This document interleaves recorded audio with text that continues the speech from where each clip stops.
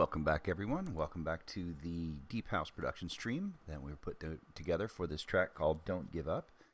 For those that have been here before, this is the continuation of a series of a Deep House track that started with some straight up just simple ideas of bass lines, turned that into selecting some vocal samples, and turning that into a full Deep House track. Right now we've got just about 7 minutes and 30 seconds of music, and I'm been sharing the steps along the way as I work on this track, going from, building up that original idea into a full-on track.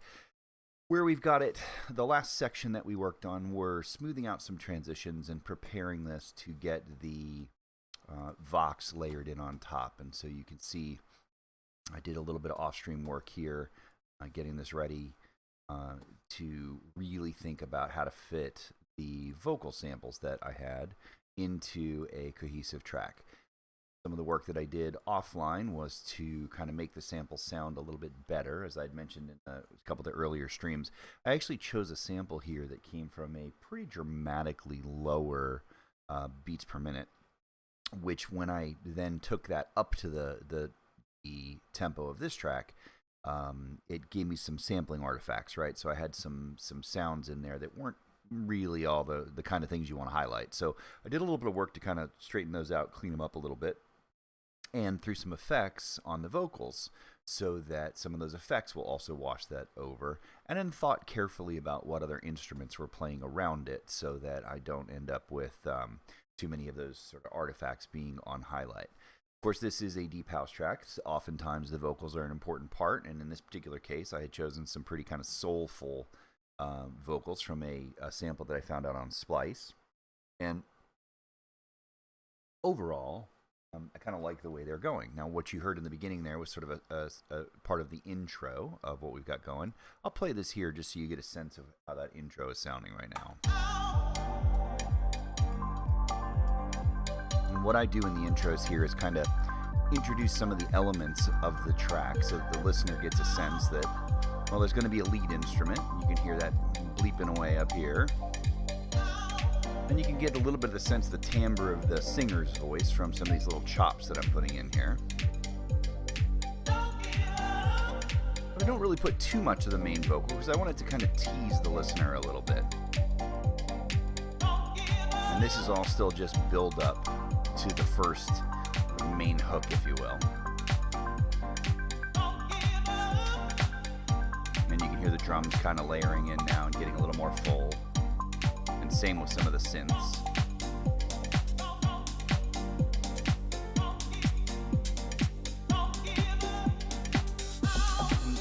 I'm not afraid to do some vocal chopping there, so you hear a little bit of that almost like tech house type vibe.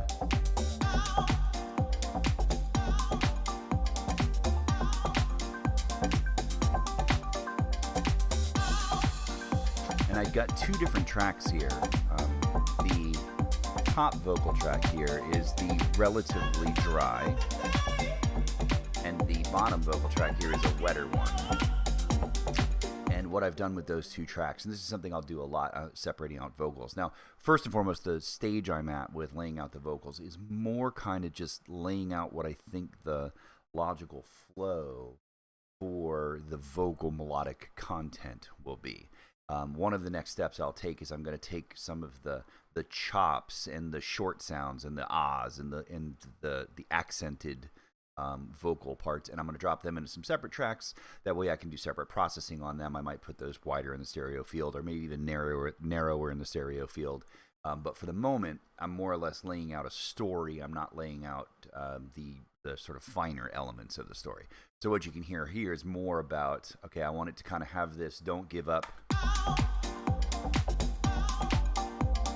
as the answer, sort of the main hook that they're going to lean on.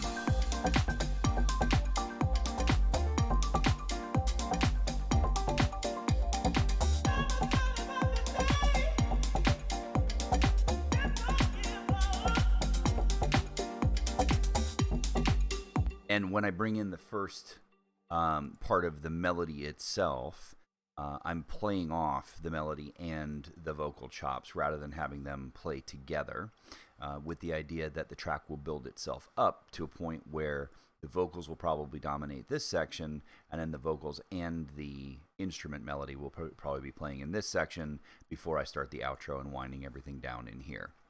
So again, you've got, I'm using these little ahs as sort of accents to bring it along, but the don't give up is kind of the main hook for it. So what you hear here is that I've got the accented ahs coming into the first melodic content from the lead instrument, and then we've got a little trade-off. Now this is the first breakdown, sort of theme 2, if you will, and I've basically got 2 elements of the vocals. One is don't give up, and one is the sun will shine another day, right? So there's sort of 2 elements to it. Now, interesting, this is kind of a soulful vocal. It's in a minor key, yet it's kind of an upbeat message, right? So it's kind of neat. And I like the idea here of trying to make some of the instruments have that upbeat feel to it, even though the track overall is in G minor. It's in a minor key, which is usually kind of a more melancholy. But this vocal, I think, does a pretty cool bit here where it's all in minor and it kind of sounds, you know, kind of gritty and soulful, but it's really about kind of being upbeat, you know, even though maybe something isn't going right. You know, it's really kind of a message of don't give up and keep going. The sun will shine another day, even if it's not shining today, which I think is kind of cool. It's always a good message, right? So let's go back to here where I'm introducing the first melody, and I'll bring this into when I start bringing in some of the chops. Oh, I know what I was going to do. Sorry. So I lost my train of thought there. Here we're going to go back to the introduction of the second theme, which has got the sun will shine another day, because I think I've got a pretty neat little build up that I'm doing with it here, which I repeat and change up over here.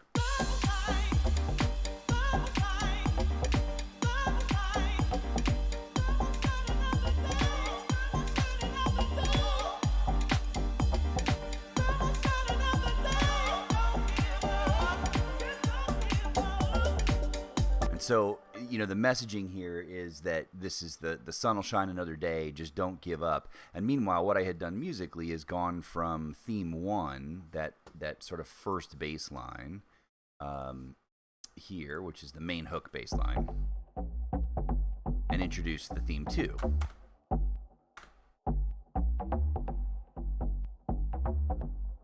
Now, I'm not totally fixed on how these the Vox processing is done yet. You can hear I've got a little bit of phasing going on in there, and I'll get in there and clean some of that stuff up too, because I really want to think about how much I want to bring that element to the forefront, how much I want to put it in the front of the track. And we'll go through all of that. We'll clean these up substantially before the track is all finished up. But I like the interplay of the sun will shine another day, and then bringing in the don't give up, and having the gritty, growly just don't give up right at the very end here. So this, I think, is a kind of a neat little interplay.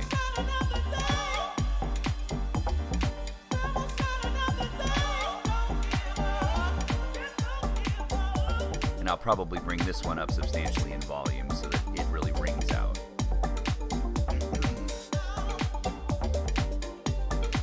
Back to the main theme.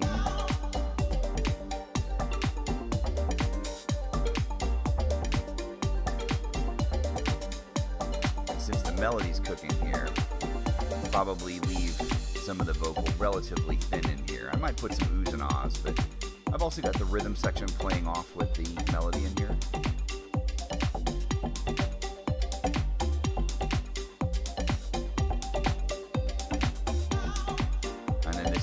Slight build up.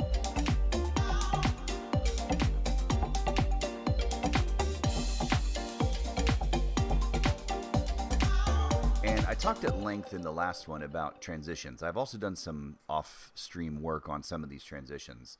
So you'll hear, for example, let's find this one here, I think. Let's find the piano section.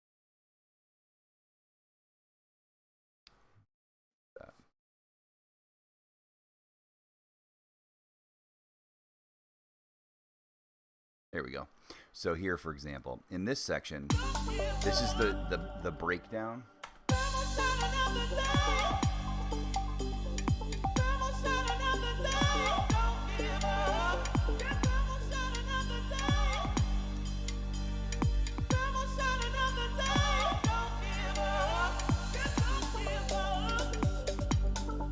things I did here to build a little excitement coming in is introduce this piano.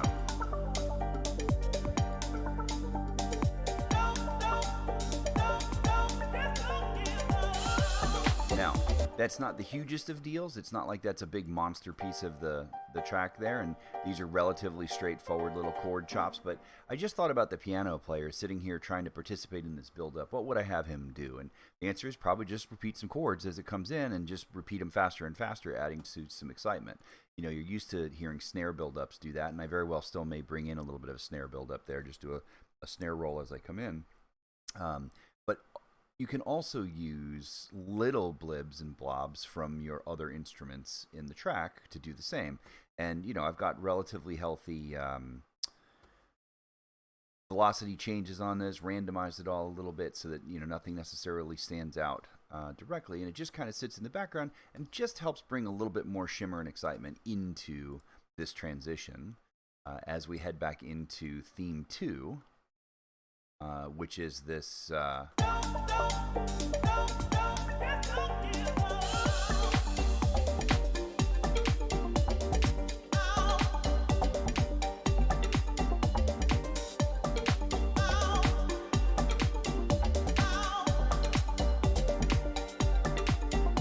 it's kind of a repeat of this theme 2 over here, both in terms of the Vox and the melody, but it's slightly different. Bring a little bit more interest to the listener. And here I did something interesting in the transition too, where I've got the main theme bass here. Sorry, this is theme 2 bass playing here. But what I did was thin it out, throw some echo on it, so that it kind of almost gets almost confusing to the listener. But what I did was bring in the low sustained bass.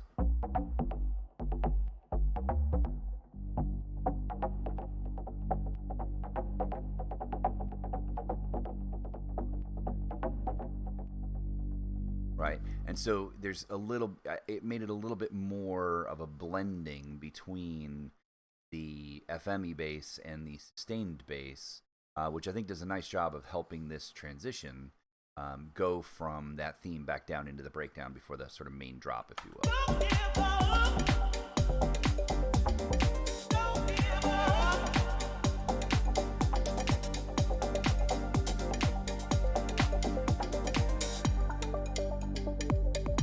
By the time you get here, that sustained bass had already been there, and you're still hearing the tail end of the FME bass up on the top.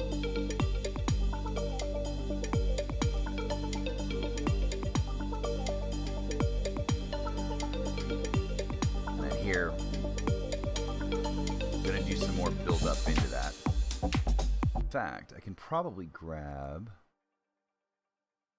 that same set of piano chop chords. They go. They're right here. Might even be able to bring those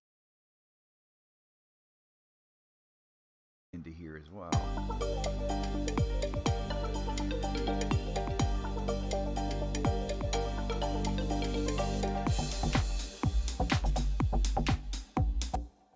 Do something like that. I might leave those in there. I may come back in and thin them out a little bit because I think that they're actually a little.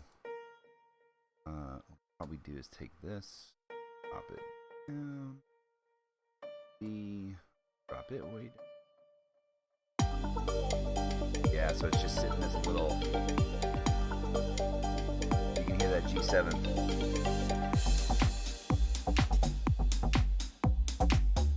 Sort of doing its leading tone thing and adding just a little bit of interest with that suspended 7th. Now what I actually might do, take the 7th out so that it sort of resolves itself in that last bar.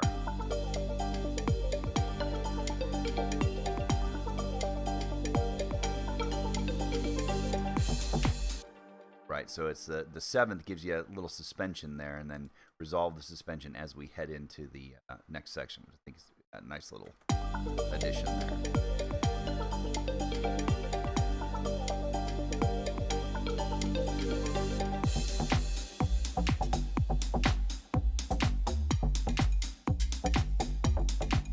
All right, so basically you can hear how it's kind of shaping up. I've got this one vocal section here that's, repeated twice in the secondary theme. The main theme is kind of the call and response between the don't give up, and then I think when I get into main drop section down here, I'm going to probably include both elements, both the sun will shine another day and the don't give up, so I kind of have that story building itself right up here into the main build-up section. I think a few other things I worked on in the off-stream sessions here was I did do a little bit of automation work on the Pluck. So for example, in this beginning, I'm introducing the listener to the sound of the lead instrument, but I've also softened it up a little bit. I changed the attack so that it's not quite as sharp as it ultimately will be when we come down here. And I think that helps, number one, make this a little more dreamy and a little bit less in your face. But number two, it also allows the main melody to stand out a little more when we do get here, and then suddenly it is in your face. So you can kind of hear the difference there. And I use that concept here throughout this section also to bring a little bit of variation to it as you're playing along. In this section, I've got it sort of slowing the attack here in the beginning of this, and then sharply bringing the attack back down so that you've got almost a, am I heading to dreamy? Am I headed to dreamy? And then boom, I'm not, right? So you can hear it softening up.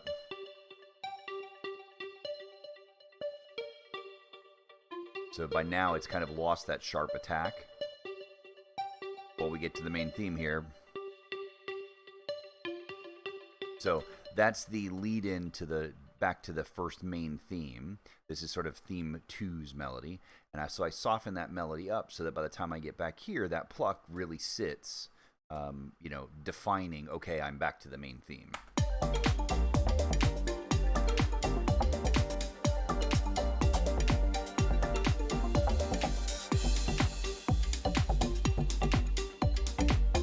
And that's not the hugest of deals. It's, just a little nicety to it. But these are some of the finishing touches on tracks that can help make the difference of something that sounds almost cut and pasted, right? Sterile, to where everything just repeats exactly the same, to something that's got more of a feeling to it, like, like this was being played, like this is music that was being made at the moment.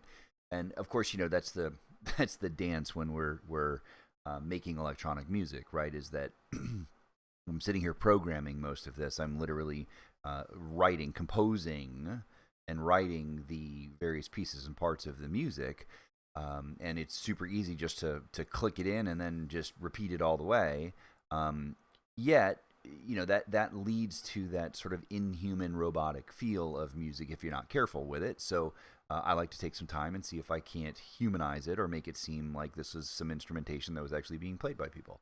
Even down to little things like this, where were I the keyboard player and I were playing these themes and this was my synth lead on top, there's a high likelihood I would have had, one of my mod wheels either connected to the attack or connected to a filter or connected to something, so that while I was playing, I could bring a little more interest to the line. Now, as the composer, right, if I were hand composing all of this stuff, I'd be, writing out that the instrument was going to be, damped a little bit while, in this section, or given instructions to the players so that they could do that.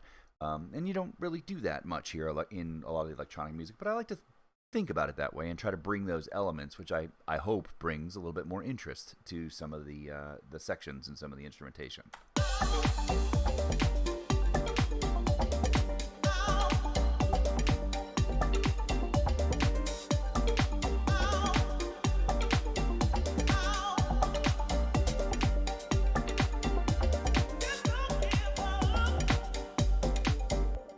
So with that, I think that's a long enough session for today. This has been the overview of some of the off-stream stuff that I've done with respect to bringing these vocals in and working through some of these transitions.